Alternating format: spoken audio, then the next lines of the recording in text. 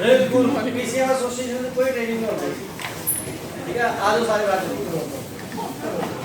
पंजाब सरकार मुर्दाबाद, पंजाब सरकार मुर्दाबाद, पंजाब सरकार मुर्दाबाद। साडे हक ਇੱਥੇ ਰੱਖ, साडे हक ਇੱਥੇ ਰੱਖ, साडे हक ਇੱਥੇ ਰੱਖ। एनपीए हक है साडा, लेके रहांगे लेके रहांगे। सर बोलो तुम दसो देखो ਅਸੀਂ ਪਹਿਲਾਂ ਚੰਡੀਗੜ੍ਹ ਕੀ ਕੀਤਾ, ਉੱਥੇ ਸਾਰੇ ਬੰਦੇ ਟ੍ਰੇਨਿੰਗ ਇਕੱਠੇ ਕੀਤੇ।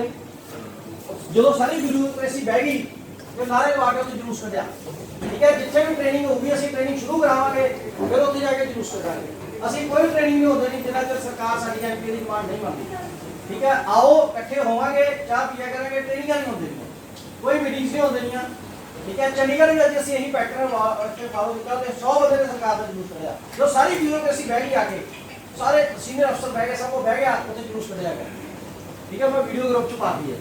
ਕੋਈ ਟ੍ਰੇਨਿੰਗ ਨਹੀਂ ਹੋਏਗੀ, ਇਹ ਬਿਲਕੁਲ ਕਲੀਅਰ ਹੈ। ਸਾਡਾ ਐਸੋਸੀਏਸ਼ਨ ਦੀ ਕਾਲ ਹੈ, ਸਾਡੀ ਸਟ੍ਰਾਈਕ ਹੈ। ਨਾ ਅਸੀਂ ਮੀਟਿੰਗਸ ਕਰਾਂਗੇ, ਨਾ ਅਸੀਂ ਟ੍ਰੇਨਿੰਗ ਕਰਾਂਗੇ। ਅਸੀਂ ਸਾਰੇ ਯੂਨਾਈਟਿਡ ਹੈ ਇਸ ਇਸ਼ੂ ਤੋਂ। ਹਾਂਜੀ ਸਰ, ਅਸੀਂ ਆਪਣੀ ਐਸੋਸੀਏਸ਼ਨ ਦੇ ਨਾਲ ਹਾਂ, ਅਸੀਂ ਕੋਈ ਸਟ੍ਰਾਈਕ ਨਹੀਂ ਦੇਵਾਂਗੇ। ਅਸੀਂ ਸਟ੍ਰਾਈਕ ਦੇ ਕੀਤੇ ਆ, ਜਿੰਨਾ ਚਿਰ ਸਾਡੇ ਹੱਕ ਨਹੀਂ ਮਿਲਦੇ ਅਸੀਂ ਸਟ੍ਰਾਈਕ ਤੇ ਰਵਾਂਗੇ, ਠੀਕ ਹੈ। ਪੀਸੀਐਮ ਐਸੋਸੀਏਸ਼ਨ ਜਿੰਦਾਬਾਦ, ਪੀਸੀਐਮ ਐਸੋਸੀਏਸ਼ਨ ਜਿੰਦਾਬਾਦ, ਪੰਜਾਬ ਸਰਕਾਰ ਮੁਰਦਾਬਾਦ, ਪੰਜਾਬ ਸਰਕਾਰ ਮੁਰਦਾਬਾਦ। ਐਨਪੀਏ ਹੱਕ ਹੈ ਸਾਡਾ, ਲੈ ਕੇ ਰਹਾਂਗੇ, ਲੈ ਕੇ ਰਹਾਂਗੇ।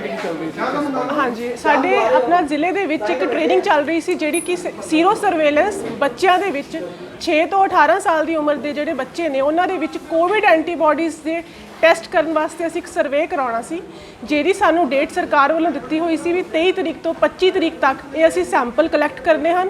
ਇਹਦੇ ਵਾਸਤੇ ਅਸੀਂ ਆਪਣਾ ਸਾਰਾ ਫੀਲਡ ਸਟਾਫ, ਜ਼ਿਲ੍ਹੇ ਦੇ ਡੀਐਚ, ਸਬ ਡਿਵੀਜ਼ਨਲ ਹਸਪੀਟਲ ਸਭ ਬੁਲਾਏ ਹੋਏ ਸੀ ਸਟਾਫ ਨੂੰ ਟ੍ਰੇਨਿੰਗ ਕਰਨ ਵਾਸਤੇ। ਬਟ ਸਾਡੇ ਐਸੋਸੀਏਸ਼ਨ ਵੱਲੋਂ ਇਸ ਗੱਲ ਦਾ, ਜੋ ਕਿ 6ਵੇਂ ਪੇ ਕਮਿਸ਼ਨ ਨੂੰ ਲੈ ਕੇ ਇੱਕ ਰੋਸ ਹੈ, ਉਹਨਾਂ ਨੇ ਸਾਨੂੰ ਇਹ ਟ੍ਰੇਨਿੰਗ ਦੇਣ ਤੋਂ ਮਨਾ ਕਰ ਦਿੱਤਾ ਹੈ। ਅਸੀਂ ਵੀ ਆਪਣੀ ਐਸੋਸੀਏਸ਼ਨ ਦੇ ਨਾਲ ਹਾਂ ਤੇ ਸਾਨੂੰ ਆਪਣੇ ਹੱਕ ਵਾਸਤੇ ਇਹ ਅਗਰ ਸਰਕਾਰ ਦੀਆਂ ਟ੍ਰੇਨਿੰਗਸ ਵੀਸੀਜ਼ ਦਾ ਬਾਈਕਾਟ ਕਰਨਾ ਪਵੇਗਾ ਤਾਂ ਅਸੀਂ ਆਪਣੀ ਐਸੋਸੀਏਸ਼ਨ ਦਾ ਬਿਲਕੁਲ ਸਾਥ ਦੇਵਾਂਗੇ।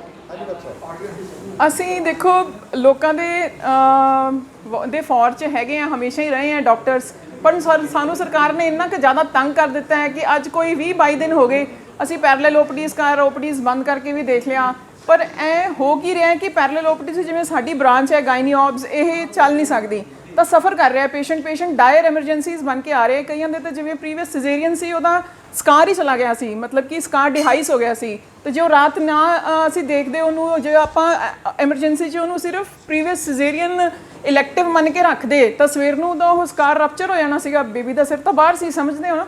ਤਾਂ ਫਿਰ ਇਸ ਕਰਕੇ ਇਹ ਸਟ੍ਰਾਈਕ ਟੋਟਲ ਸਟ੍ਰਾਈਕ ਹੋਣੀ ਚਾਹੀਦੀ ਹੈ। ਬੰਦ ਕਰਨਾ, ਸਾਰਾ ਕੁਝ ਬੰਦ ਕਰ ਦਿਓ, ਆਰੀਆਂ ਪਾਰ ਕਰੋ, ਤਾਂ ਹੀ ਇਹਦਾ ਸਾਨੂੰ ਵੀ ਤਾਂ ਹੀ ਹੋਊਗਾ, ਮਤਲਬ ਕਿ ਫਾਇਦਾ ਆਪਾਂ ਨੂੰ ਵੀ ਤਾਂ ਹੀ ਹੋਊਗਾ ਤੇ ਕੁਝ ਆਪਾਂ ਜਸਟਿਸ ਆਪਦੇ ਆਪ ਨੂੰ ਤਾਂ ਕੁਝ ਜਸਟਿਸ ਪੇਸ਼ੈਂਟਸ ਨੂੰ ਕਰ ਸਕਾਂਗੇ। ਕਿਉਂਕਿ ਹੁਣ ਪੇਸ਼ੈਂਟਸ ਨੂੰ ਲੱਗਦਾ ਕਿ ਪੈਰਲਲ ਓਪੀਡੀ ਦਾ ਰੌਲਾ ਪੈ ਗਿਆ ਵੀ ਚੱਲ ਰਹੀ ਹੈ, ਉਹ ਨਾ ਤਾਂ ਬਾਹਰ ਕੋਈ ਪੈਰਲਲ ਓਪੀਡੀ ਚੱਜ ਨਾਲ ਹੁੰਦੀ ਹੈ ਤੇ ਨਾ ਹੀ ਪੇਸ਼ੈਂਟ ਨੂੰ ਸੈਟੀਸਫਾਈ ਆਪਾਂ ਕਰ ਸਕਦੇ ਹਾਂ ਤੇ ਨਾ ਹੀ ਉਹਨਾਂ ਨੂੰ ਸਹੀ ਤਰ੍ਹਾਂ ਐਗਜ਼ਾਮਿਨ ਕਰ ਸਕਦੇ ਹਾਂ। ਤਾਂ ਉਸ ਚੀਜ਼ ਦਾ ਨੁਕਸਾਨ ਹੀ ਹੋ ਰਿਹਾ, ਕੁਝ ਫਾਇਦਾ ਨਹੀਂ ਹੋ ਰਿਹਾ।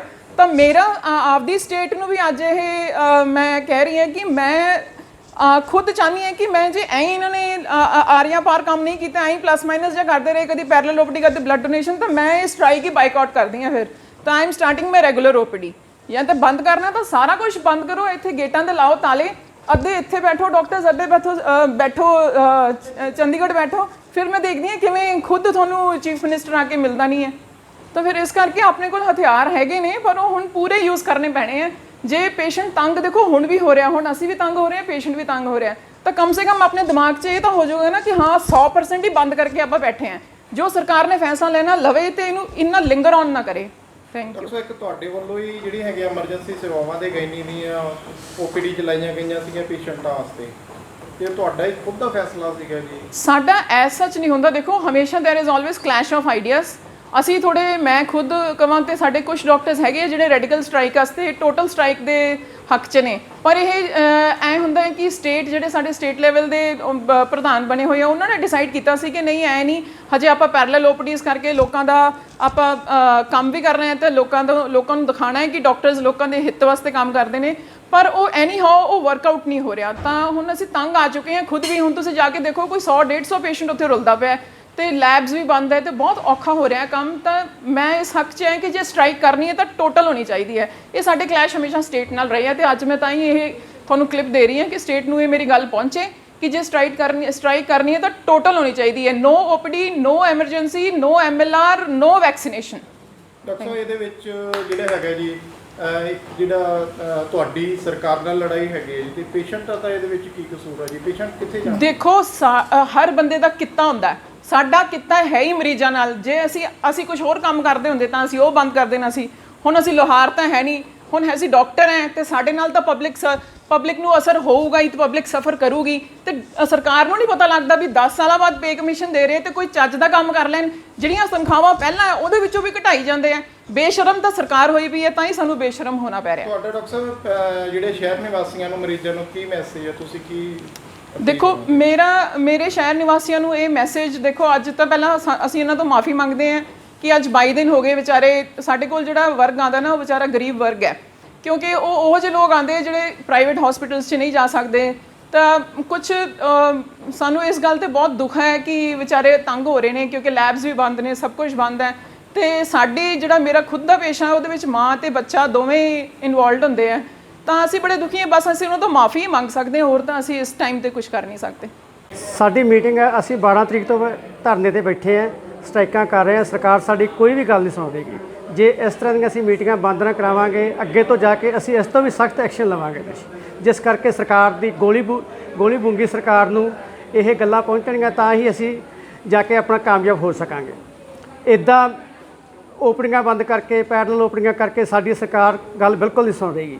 ਅਸੀਂ ਆਪਣੀ ਗੱਲ ਸਰਕਾਰ ਤੱਕ ਪਹੁੰਚਾਉਣ ਵਾਸਤੇ ਵੱਧ ਤੋਂ ਵੱਧ ਆਪਣਾ ਆਖਰੀ ਦਮ ਤੱਕ ਜੋ ਵੀ ਹੋ ਸਕੇ ਅਸੀਂ ਕੁਝ ਕਰਾਂਗੇ। ਡਾਕਟਰ ਸਾਹਿਬ ਇੱਕ ਤੁਹਾਡੀ ਮੰਤਰੀ ਮੰਡਲ ਨਾਲ ਮੀਟਿੰਗ ਹੋਈ, ਉਹਦੇ ਵਿੱਚ ਕੀ ਫੈਸਲਾ ਲਿਆ ਗਿਆ ਹੈ? ਕੋਈ ਫੈਸਲਾ ਨਹੀਂ ਲਿਆ ਗਿਆ ਹਜੇ ਤੱਕ। ਸਾਡੇ ਤੱਕ ਕੋਈ ਇੰਟੀਮੇਸ਼ਨ ਨਹੀਂ ਆਇਆ ਵੀ ਕੀ ਫੈਸਲਾ ਲਿਆ ਗਿਆ। ਸਰਕਾਰ ਟਾਲ ਮਟੋਲ ਕਰ ਰਹੀ ਹੈ ਬਿਲਕੁਲ ਇਸ ਗੱਲ ਤੇ। ਕਿਤੇ ਕਹਿੰਦੀ ਕੱਲ੍ਹ ਦੱਸਾਂ, ਕਿਤੇ ਕਹਿੰਦੀ ਪਰਸੋਂ ਦੱਸਾਂ, ਕਿਤੇ ਸਾਡੇ ਕੋਲ ਟਾਈਮ ਨਹੀਂ।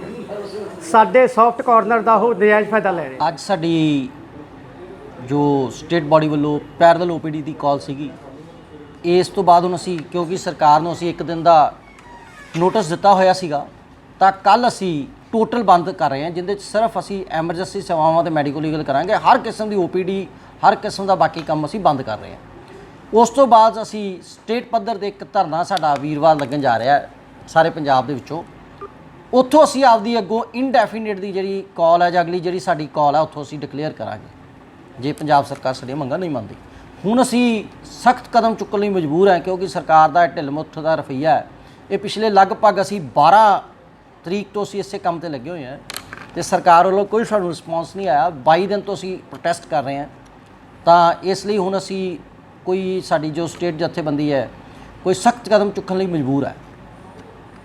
ਕੱਲ ਕੋਵਿਡ ਦਾ ਕੰਮ ਵੀ ਬੰਦ ਹੋਊਗਾ ਜੀ? ਨਹੀਂ ਜੀ, ਕੋਵਿਡ ਦੀਆਂ ਸੇਵਾਵਾਂ ਸੰਬੰਧੀ ਜਿਹੜਾ ਹੈਗਾ ਫੈਸਲਾ ਅਸੀਂ ਵੀਰਵਾਰ ਸਟੇਟ ਦੀ ਜਿਹੜੀ ਸਾਡੀ ਉੱਥੇ ਚੰਡੀਗੜ੍ਹ ਕਾਲ ਹੋਏਗੀ ਉੱਥੋਂ ਦੇਵਾਂਗੇ। ਕੱਲ ਕੋਵਿਡ ਦੀਆਂ ਸੇਵਾਵਾਂ ਜਾਰੀ ਰਹਿਣਗੀਆਂ। ਹੁਣ ਕਿਹੜੀਆਂ ਸੇਵਾਵਾਂ ਚੱਲਣਗੀਆਂ ਜੀ? ਕੱਲ ਐਮਰਜੈਂਸੀ ਤੇ ਕੋਵਿਡ ਚੱਲੂਗੀ, ਬਾਕੀ ਸਾਰੀਆਂ ਸੇਵਾਵਾਂ ਬੰਦ ਰਹਿਣਗੀਆਂ।